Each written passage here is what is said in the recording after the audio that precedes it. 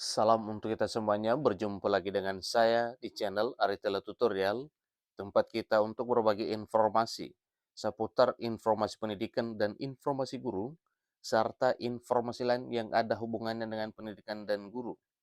Pada pertemuan ini, saya menyapa Bapak Ibu honorer Senair yang selalu setia melaksanakan tugas tanpa mengenal lelah.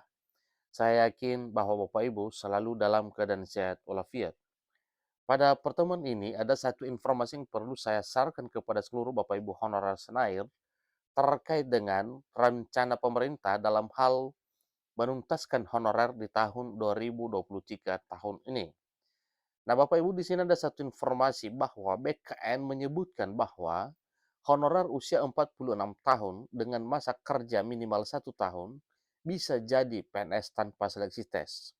Bahkan ada juga informasi bahwa honorer dengan masa kerja 1 tahun, kemudian usia 19 dan 46 tahun bisa diangkat menjadi PNS tanpa seleksi tes. Nah, bagaimana informasi terkait dengan pengangkatan honorer usia 46 tahun ini dengan masa kerja minimal 1 tahun bisa jadi PNS? Simak video ini sampai selesai, jangan ketinggalan informasi. Dan bagi Bapak Ibu yang sedang menonton, demikian dengan Bapak Ibu yang mungkin baru menemukan video melalui channel ini, dukung dengan cara like dan subscribe, share, dan komen, serta nyalakan tombol notifikasinya supaya semua informasi yang disalurkan melalui channel ini selalu update di layar Bapak Ibu.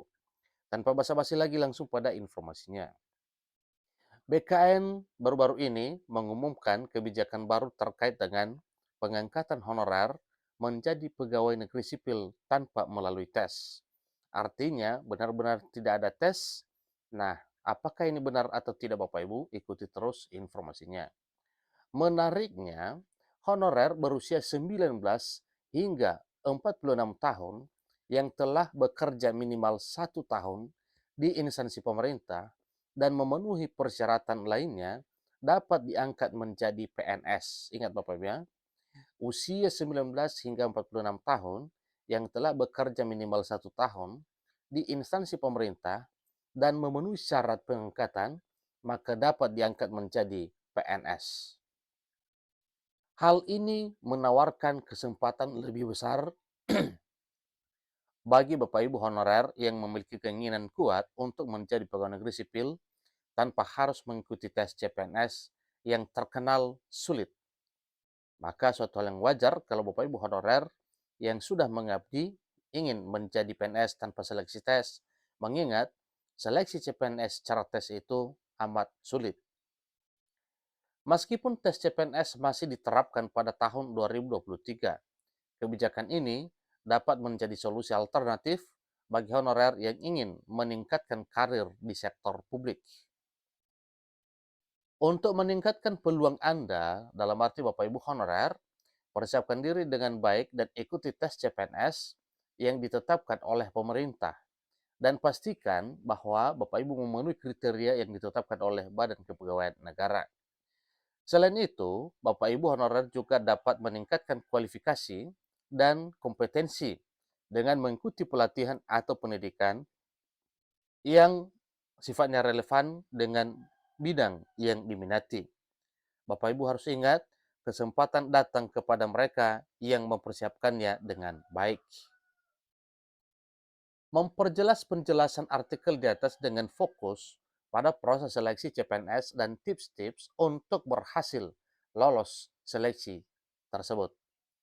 Jadi proses seleksi CPNS merupakan tahapan penting bagi siapa-siapa saja yang ingin menjadi pegawai negeri sipil atau PNS di Indonesia. Tahapan ini ya tentu cukup ketat dan membutuhkan persiapan yang matang agar bisa berhasil lolos seleksi. Jadi berikut ini adalah tahapan-tahapan seleksi CPNS yang harus dilalui. Pertama adalah diawali dengan proses pendaftaran. Proses seleksi dimulai dengan tahapan pendaftaran calon pegawai negeri sipil yang dilakukan secara online. Calon pelamar harus mendaftar melalui situs resmi pendaftaran calon pegawai negeri sipil yang dibuka oleh Badan Kepegawaian Negara atau BKN. Pada tahap ini, calon pelamar harus mengisi data pribadi, riwayat pendidikan, pengalaman kerja, serta memilih instansi dan jabatan yang diminati. Proses yang kedua setelah pendaftaran adalah seleksi administrasi. Setelah melakukan pendaftaran, para calon pelamar akan mengikuti seleksi administrasi. Seleksi administrasi berfungsi untuk memastikan kelengkapan dokumen dan data yang diajukan oleh calon pelamar. Berikutnya, yaitu seleksi TKD atau kompetensi dasar. Setelah lolos seleksi administrasi, calon pelamar akan mengikuti tes TKD. Tes TKD yang terdiri dari 3 bagian, yaitu tes kemampuan verbal atau TKV, kemudian tes kemampuan numerik atau TKN, dan tes kemampuan penalaran atau TKP. Itulah yang ada pada tes TKD atau tes kemampuan dasar. Ada 3 Bapak Ibu, kemampuan verbal, kemampuan numerik, dan kemampuan penalaran. Setelah lulus pada seleksi TKD, maka lanjut pada tes kompetensi bidang atau TKB. Jadi setelah lulus TKD, calon pelamar akan dihadapkan dengan mengikuti tes TKB atau tes kompetensi bidang. Jadi tes TKB bertujuan untuk mengukur pengetahuan, kemudian keterampilan, dan kemampuan teknis calon pelamar dalam bidang yang diminatinya. Nah tentu, untuk mengetahui hal itu harus melewati satu tahapan tes yaitu yang disebut dengan tes kompetensi bidang. Seterusnya, seleksi kesehatan. Calon pelamar yang lolos seleksi TKD dan juga TKB akan menjalani seleksi kesehatan. Seleksi kesehatan meliputi pemeriksaan kesehatan fisik dan mental, serta pemeriksaan kejiwaan. Itulah yang dihadapi Bapak Ibu pada seleksi kesehatan. Kemudian seleksi wawancara. Setelah lolos seleksi kesehatan, calon pelamar akan mengikuti seleksi wawancara. Seleksi wawancara bertujuan untuk mengevaluasi kepribadian, motivasi, dan kemampuan berkomunikasi calon pelamar. Itulah yang ada di dalam seleksi wawancara.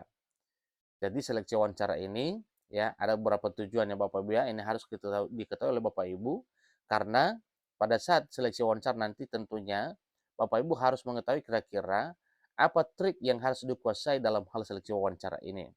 Yaitu untuk mengevaluasi kepribadian. Nah, kepribadian yang dimaksud apakah orangnya ini misalnya sifatnya emosional, atau peramah, ya, dan seterusnya. Kemudian motivasi dan kemampuan berkomunikasi calon pelamar. Semua ini diketahui pada saat seleksi wawancara. Kemudian pengumuman hasil seleksi. Setelah menjalani semua tahapan seleksi, calon pelamar akan menunggu pengumuman hasil seleksi yang akan diumumkan oleh Badan Kepegawaian Negara atau BKN.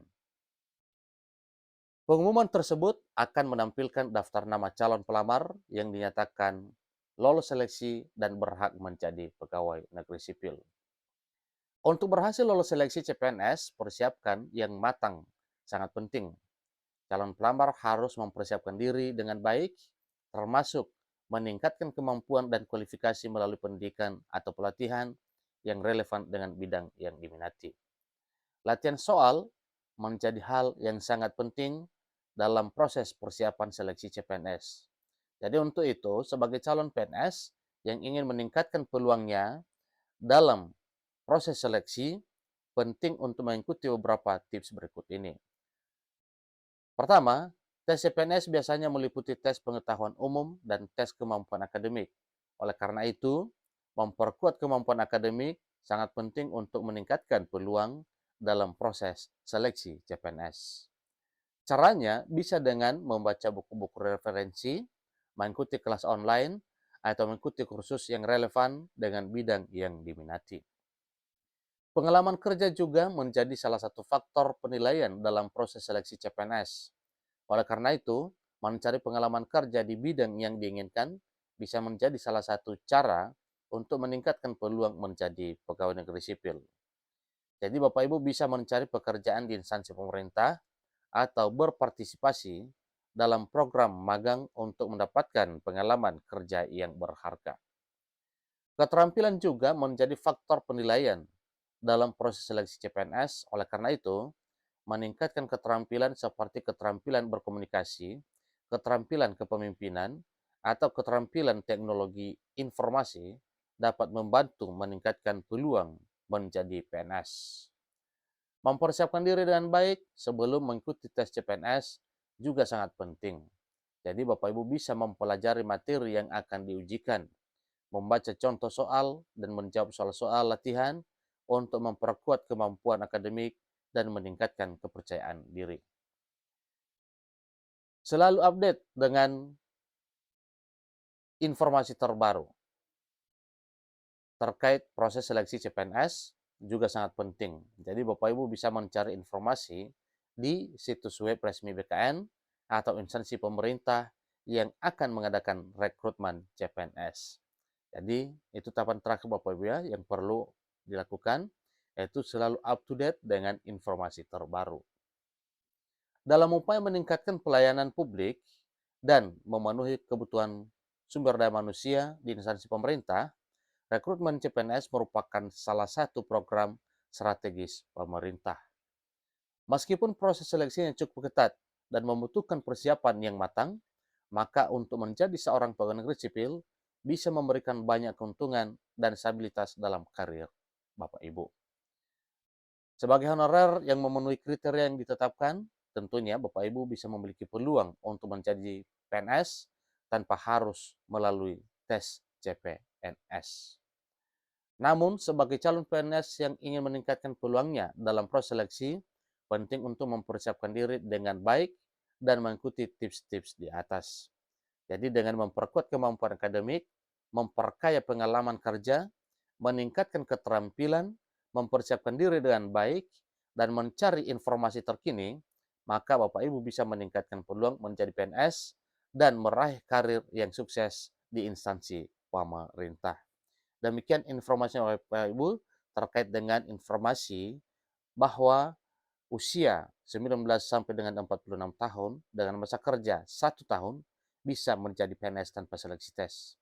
Demikian informasinya, sampai ketemu pada video berikutnya. Terima kasih.